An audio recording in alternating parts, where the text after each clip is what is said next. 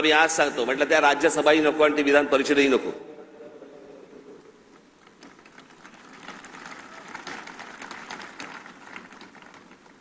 पण या देशाला चांगल्या खंबीर नेतृत्वाची गरज आहे, ज्याच्याकडनं माझ्या अपेक्षा आहेत त्याही पूर्ण झाल्या नाहीत तर राज ठाकरेंचं तोंड आहेच.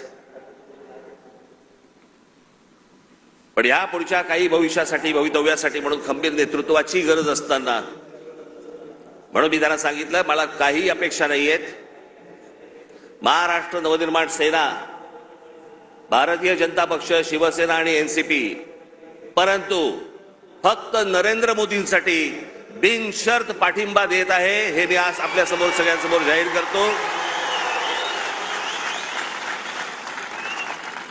आणि माझ्या गावागावातल्या सगळ्या महाराष्ट्रामधून आलेल्या माझ्या सर्व महाराष्ट्र सैनिकांना मला फक्त